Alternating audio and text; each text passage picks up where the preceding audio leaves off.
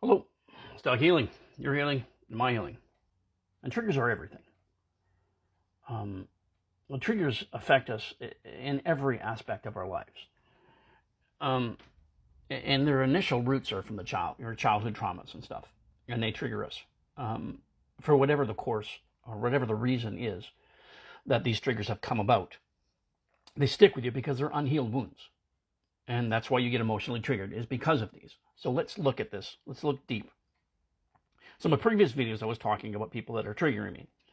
Now, what I didn't mention is how to address these things.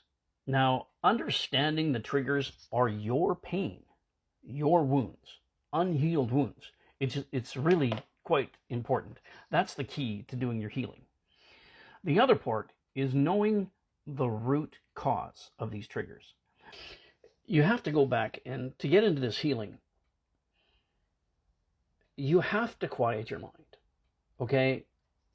Start doing some meditation. I've talked about in previous videos using meditation. Learn how to meditate. Learn how to quiet your mind. Learn how to step back and then look at how your mind is and your memories and your thoughts and how your emotions are. When you can stand back and look at and analyze those things, you're in the right place to start meditating and starting to heal. That's the key. When you can get into that place, there is a lot of people that have some really good meditation videos on how to learn how to meditate and stuff. And it's really important that if you want to heal, you have to jump in on this. You have to put both feet down. You have to dive in. You have to. You got to go into the rabbit holes. It's not going to happen. It's hard work. It's painful. It's really painful. I've been on this healing journey for like 21 months now.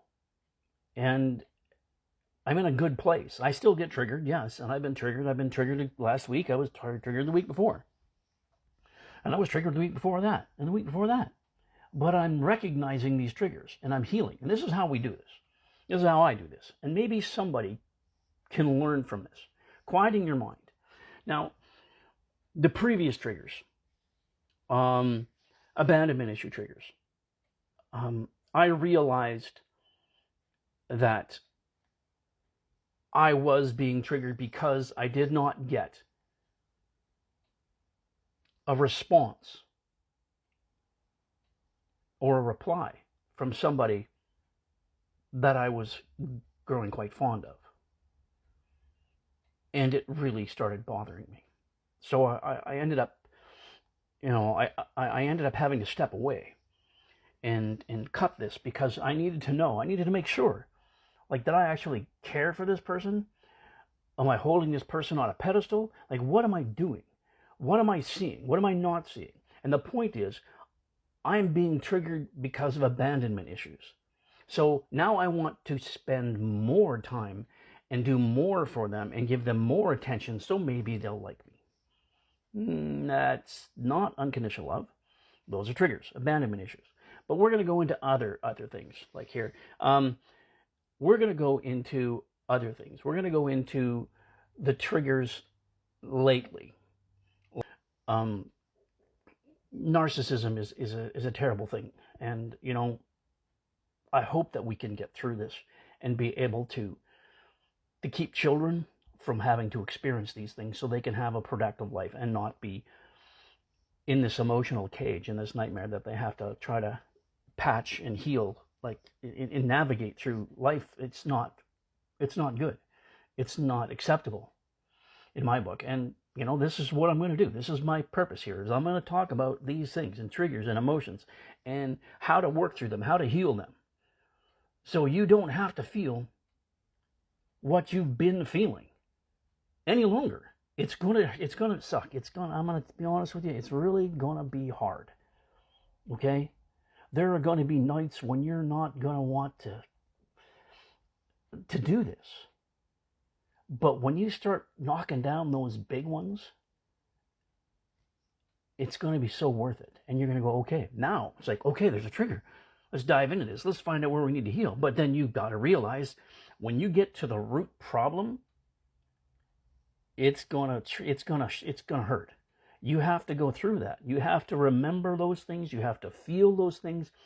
The key to this healing is not associating the feeling with the memory. Just close your eyes, block everything out, close your mind. That's why the key to meditation and quieting your mind is extremely valuable in the healing process. It is the number one thing in healing, is quieting your mind. Get that quiet. Learn how to meditate. Take the time to do this. You quiet your mind, and then these emotions. You start feeling these emotions, and your thoughts want to come in. You say, no, okay, you're out. We're stopping you from functioning in this process because this is a feeling thing, not a thinking thing. So we feel these emotions that are rather painful for some of us, that have created lifelong triggers of anger and shame and betrayal, such heartbreak. And I'm sorry you had to go through that. And I've been through it too. I've been through a lot of it. I don't even know how to start because I don't look like what I've been through. You have no idea, but I'll get into this. I'm writing a book, slowly but surely. And I'm also participating in other things, as well as investing my time and energy into TikTok and eventually YouTube, and writing a book, and maybe some pamphlets and documents that you can help work through to help navigate this stuff instead of just video. Things that you can do on your own with your healing process. And I've got some friends that are actually really good at this as well, that I can, help, or they can help you navigate this as well. But from my perspective, this is what I'm giving you, what I've learned. And that is quieting your mind. It's really, really important.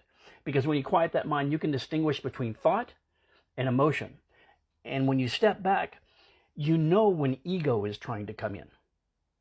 That's the key to meditation, shutting down the ego so your thoughts and your emotions can work simultaneously or independently, depending on the situation.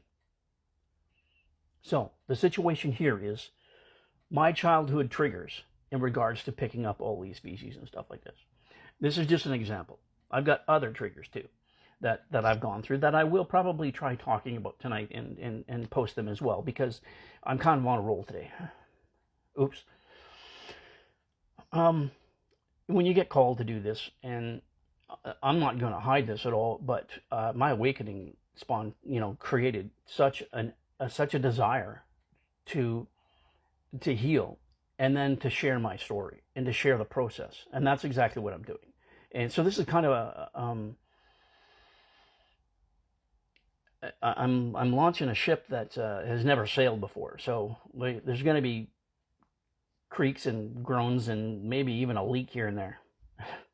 But I'm confident that that this healing process works, because I'm completely different than what I used to be.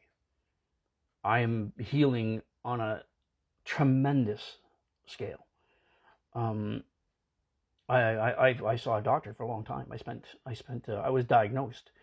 Oh my goodness, it must have been 18 years ago as a type 2 bipolar, as a rapid cycle and stuff. But it was no medications helped, nothing happened. Massive depression. That's all. It was terrible. I was a lab rat, and I hated that.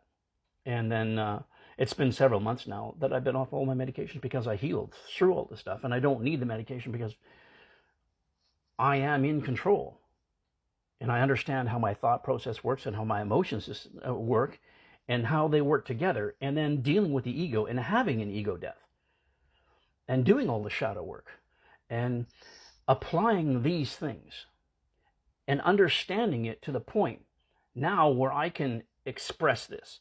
I mean, I had an appointment with my doctor, and he says, how in the world did you heal through shame? Please explain to me. Sorry about the light. My monitor's kind of giving me some light here. How did I heal through shame? We'll get to that.